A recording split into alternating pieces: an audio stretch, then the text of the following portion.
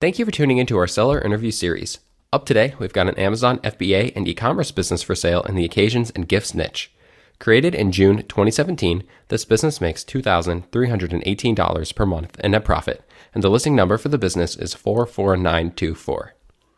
We do these interviews to give potential buyers more information about both the seller and the businesses they're looking to purchase. We hope these insights are helpful for you in making a buying decision. We've got the seller with us today to go through the business and cover everything from niche selection to traffic and monetization. Nick, thank you for coming on here today. How are you doing? Yeah, doing great, Jake. Thanks. Yeah, it is my pleasure to have you here. Before we dive into the questions that I have for you, I want to go ahead and run through a little quick summary of the business. Again, the business was built in June of 2017, has a monthly revenue of $4,169, expenses of $1,851 to make for net profit of $2,318, which is generated on a 12-month average. Included in the sale of this business are 3 SKUs: the Amazon Seller Central account, Shopify account, all social media accounts, supplier relationships, and associated domains.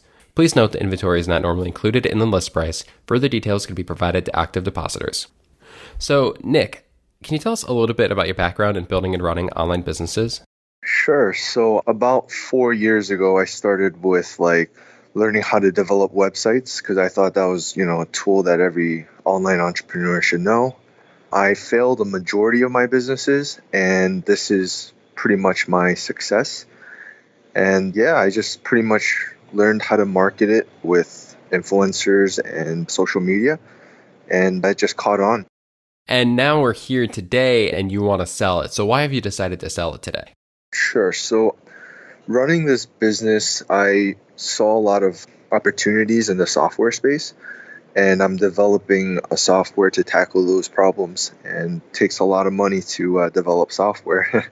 So I'm going to take that money and just pretty much invest it into this next venture I have. Which absolutely makes sense then. So looking back at this particular business, how did you told me the story, and it's honestly kind of funny, and without giving away the products or exactly what you're selling, unfortunately the story is going to be a little less funny. But Why don't you tell us a little bit about how you came up with the idea for the business? Sure. So I was at an event where they exchange gifts, and I just thought of a gag gift that could be exchanged instead. And yeah, and so it's actually pretty funny. So then when you look at these gifts that are being exchanged, then why did you decide to set up on both Amazon FBA and your own e-commerce platform? Okay, so going back to my knowledge, I knew how to build Shopify stores and WordPress stores.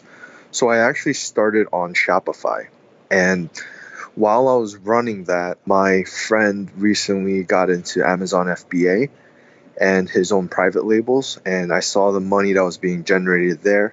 So he helped me actually set up Amazon FBA, which got me in contact with a business development rep at Amazon, I think. I think that's what they call it. But yeah, he reached out to me because he saw my listing, and he pretty much helped me with keyword optimization and just how to market on Amazon. So that's pretty much how I got into Amazon. So it was a little bit later after Shopify.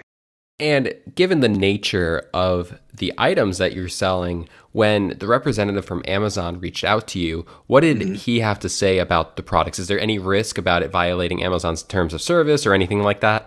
Yeah, he loved it. There was no violation in terms of Amazon's rules, but one thing he wanted to do that I couldn't do was he wanted to include me in a Prime deal where it's like in their newsletter for all of Amazon customers, but that could not have been done because of the nature of the product.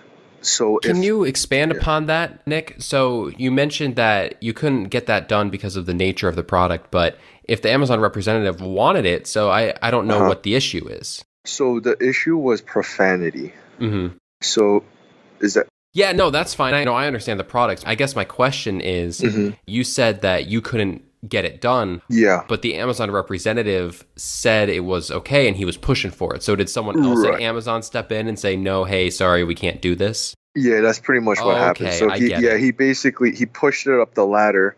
But what happened was, what ended up being was, I guess one of his managers pretty much said, because of the nature, it can't be done. But If there are, softer words, I'm pretty sure it could have been pushed up very easily. And that makes sense.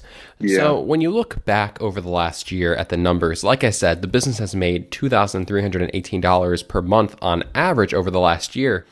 One thing you notice is that September of last year was really high compared to the rest of the year.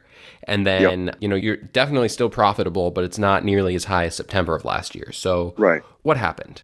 Okay, so there's a lot of things that happened that month. I just kind of went viral on Instagram, and a lot of accounts started reaching out to me for marketing opportunities. And at the time, I was focused on growth. So I pretty much just put a lot of money on Instagram influencers. And that was around the time where I was just all over Instagram. Pretty much any influencer pretty much knew about me, and it kind of got spread through their networks, and they just wanted to do business with me. So I pretty much just leveraged that opportunity and just went with it. But now what people are probably curious about is kind of like the dip. So after that month, I realized I don't want to be in e-commerce anymore. That's when I found my new venture idea with my friend, the Amazon guy. And that's when I was building the business plan, searching for developers, and I kind of stopped marketing right after that on October, which resulted in, I don't think I marketed in October. So it pretty much got cut in half, if I recall correctly. And yeah, so from then on, I just kind of let it run on autopilot. So there is, a huge opportunity for someone who understands like influencer marketing or social media marketing. I didn't run any Facebook ads, Google ads, none of that. So, there is a lot of opportunity to like grow. Email marketing, I didn't really capitalize on. So I'm a little bit upset at myself for not really going with it, but I realized like I have to shift my focus to my next software venture. And if you're not passionate about it, you're not passionate about it. But that Right. leads me to ask then, Yeah. what opportunities are there for someone to get the business back? Is it a long haul to get it back to that peak in September? I don't think so. I don't think so at all, because with influencer marketing, you pay an influencer to put up a post, link it back to your Instagram profile, and they click on the bio link, which goes into your Shopify store, and that can be easily replicated. For me, the reason why I didn't go more into it was because I wanted to keep all the money instead of investing it back into the business. The only investments that I made back into the business were pretty much inventory. And yeah, if someone just really understands influencer marketing, or yet alone any type of marketing platform, Facebook, Google, it can really get to that level that I once was. I think it could go further if you include more products in the niche. I missed out on a lot of opportunity. So when I first launched, it was just one product. And during the heyday, September was when I added two more products. And pretty much there's a lot of opportunity to be made if you just keep adding on to this niche. Oh, one thing I do want to note is I think when I first launched, it got the eyes of the number one like online retailer in this niche, and we have a very close relationship now, and that relationship can be transferred over, and like he's basically doing wholesale business for us, and yeah, it's pretty good. So then, looking at the business as it is, since it has been running on autopilot, what have you been doing at all for the business? How much time do you invest in it on a weekly basis? I would say roughly around like 4 hours or less. It's very hard to like pinpoint, but I do like keep up with customers' emails. I still package, the few orders I get from Shopify. I send it into Amazon when I need to. I have a social media account with about 20K followers, like 19.5, I think, right now. And I just post memes daily. I just post, stuff like that. And that's about it. Looking towards the future, we've kind of already touched on some of the other opportunities, but what do you think are some other ways that the new owner can try to grow the business anymore? Is there opportunity to expand the marketplaces you're selling on or expand the product line? What do you think? Oh, yeah. So definitely expanding the product line, just having more products to upsell would increase revenue. They could capitalize on email marketing for sure. And pretty much just more, social media marketing with influencers and platforms with, all types of social media. Again, I haven't run like any social media ads since September, pretty much. On the flip side of opportunities, do you feel like there are any potential risks associated with this business that you want a new owner to be aware of?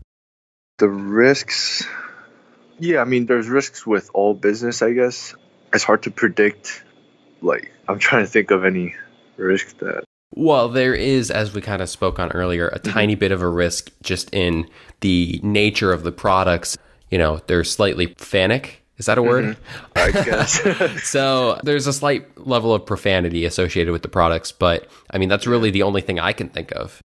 Yeah, I mean, I guess, but like, that's what I'm saying. So, like, if you expand the line and not have, like, the profane products, then that can be maybe pushed up to Amazon. I haven't really asked them. But yeah, I mean, I guess maybe just the nature of the business might be the only risk. It's not something that I guess everyone would buy, but it is, again, there's a huge niche just catered around this, business and multiple others. Absolutely. I mean, knowing the products myself, there is clearly a market.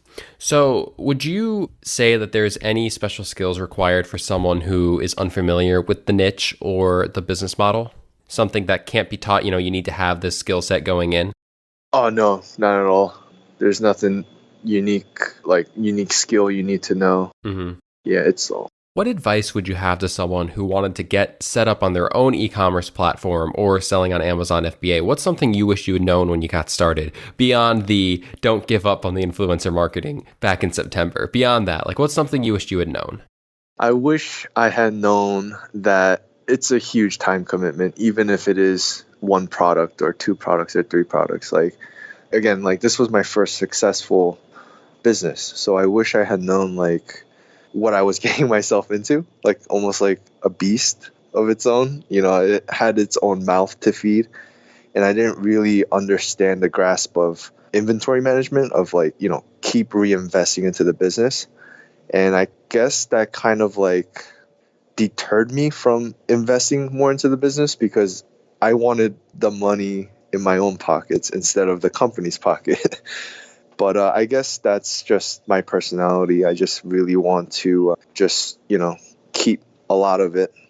I don't know if that like answered your question. No, I mean, your advice is your advice. Yeah. Would you commit to a non-compete? Yes. And how much support are you willing to offer a new owner during the transition period? I could provide the 30-day support. Yeah. And would that include Skype calls, emails, whatever's needed? Sure. Yeah, whatever is needed. Nick, would you be open to negotiating on something like an earnout? No, I wouldn't be. The reason why is because I would just need the lump sum to really just fuel my next venture. But I am open to competitive offers. But I am open to negotiating on the final sale price if it's a serious offer. Nick, thank you. I do have another question for you. Before we get to that, I want to go ahead and run through that quick summary of the business again.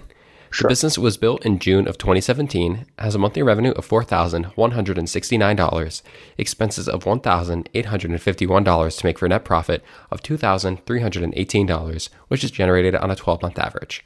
Included in the sale of this business are 3 SKUs, the Amazon Seller Central account, Shopify account, all social media accounts, supplier relationships, and associated domains. Please note that inventory is not normally included in the list price. Further details can be provided to active depositors. Nick, can you tell me why you feel that this is a business worth buying? Yeah, sure. Because of the opportunity. I don't think I reached my full potential. Like, September, I think, was only a taste of what could be done. I could explain more to potential buyers, like what my vision was, but my vision was to have a lot more SKUs. It was to have to be the biggest in my niche. And there are a lot of like opportunities for that. I just really like going back to my advice, like I just didn't understand what I was building, like the monster that I was building. And yeah, it's someone who has the capital to really like bring the SKUs and do the marketing. There's a huge opportunity to really blow up. Absolutely. And you can clearly see the demand for these kinds of products. Yes. Nick, thank you so much for taking the time today. I really appreciate it. Yeah. Thank you, Jake. If you're watching this on YouTube, subscribe to our channel. And if you want more information, the link will be below the video that will take you to this marketplace listing. If you're watching this on the listing site and want more information, become a depositor today. When you make the deposit, one of our business advisors will be in contact with you. You'll be given everything you need to review this business. Have a great day.